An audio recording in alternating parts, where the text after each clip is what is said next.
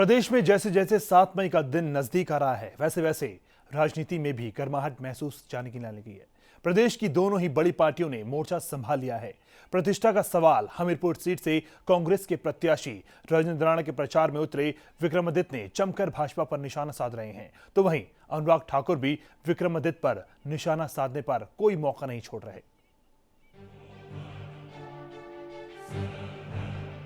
7 मई को होने वाले चुनाव से पहले हिमाचल की राजनीति पूरी तरह गर्मा गई है। बीजेपी कांग्रेस दोनों दलों के नेताओं ने मोर्चा संभाल लिया है। हिमाचल यूथ कांग्रेस के अध्यक्ष विक्रमादित्य ने भी पार्टी की ओर से मोर्चा संभाल लिया है और बीजेपी पर निशाना साध रहे हैं। मंगलवार को हमीरपुर और बिलासपुर में पंचायतों को संबोधित करते हुए विक्रम ने कहा कि अनुराग ठाकुर जनता की उम्मीदों पर खरा उतरने में नाकाम रहे।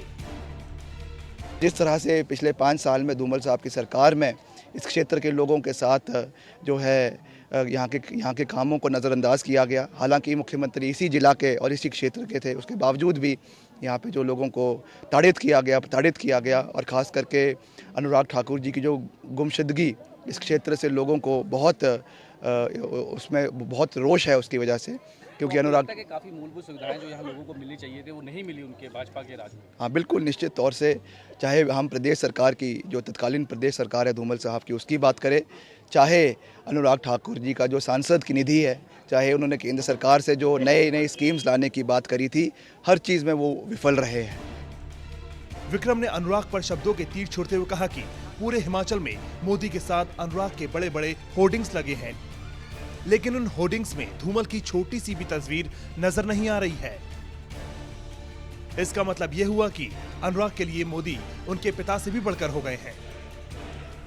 मैं तो ये कहूँगा, मैं तो उनसे अपने बड़े भाई अनुराग ठाकुर जी से रिक्वेस्ट करूँगा कि आपने इतना नाम मोदी जी का जपना शुरू कर दिया है कि जो ये मोदी नामक ग्रहण है, आज उस ग्रहण ने धूमल साहब को ही राजनीतिक पिक्चर से बाहर करने की कोशिश करी है। तो उनका सुपुत्र होने के नाते कम से कम ये दायित्व तो बनता था उनका। धूमल साहब 2 बार इस क्षेत्र के मुख्यमंत्री रहे, प्रदेश के मुख्यमंत्री रहे, उनका इतना हक तो बनता था कि अगर एक बड़ी नहीं तो कम से कम एक छोटी सी फोटो तो धूमल साहब की भी होल्डिंग और पोस्टर पे आनी चाहिए थी। वही बीजेपी का दामन छोड़कर हाल ही में कांग्रेस में शामिल हुई उर्मिल ठाकुर ने कहा कि बीजेपी में महिलाओं का जरा भी सम्मान नहीं है। महिलाओं को पार्टी में बिल्कुल ही अनदेखा किया गया है। कोई भी महिला इनके पास आगे कौन चेहरा है इनके पास। तो मैं कई बार इस बात को भी उठाती रही कि ये महिलाओं को थोड़ा आगे करो। 50% को आप बिल्कुल इग्नोर करके नहीं जा सकते, लेकिन एक हम लोग थे जरा थोड़े हठी थे कि हम करेंगे, काम करेंगे, ये हमारे बुजुर्गों द्वारा बनाई गई पार्टी है। लेकिन जलील करते हुए भी काफ़ी वर्ष हो गए थे। तो 5 साल, 10 साल, 15 साल, 18 साल, फिर आदमी सोचता है कि जब है ही नहीं रिस्पेक्ट तो यहाँ से चलना चाहिए। बब्बर ठाकुर ने कहा कि बीजेपी राज में लोगों को निराशा ही हाथ लगी है। उन्होंने कहा कि जब से कांग्रेस सत्ता में आई है तब से लोगों को पीने के पानी की सुविधा हो गई है। हमने पिछले वर्ष इस लगट के लिए, नालक के लिए, पंचगाई के लिए और भिन्न भिन्न पंचायतों में जिन जिन योजनाओं का शिलान्यास किया था, हमने उनका उद्घाटन भी कर दिया। और जैसे मैं अभी कह रहा था कि पानी टैंक में चला गया, लोगों के अब नलकों में आना शुरू हो जाएगा, आज से ये शुरू हो गया काम। तो ये ऐसे काम हुए हैं जो पिछले कई वर्षों से, क्योंकि उनको आने का समय नहीं लगता था।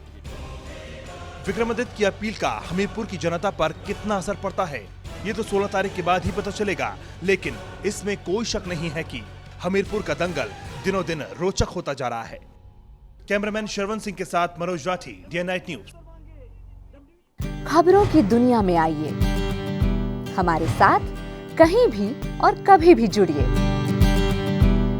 हम मिलेंगे फेसबुक पर, हम दिखेंगे यूट्यूब पर, हमें फॉलो कीजिए ट्विटर पर।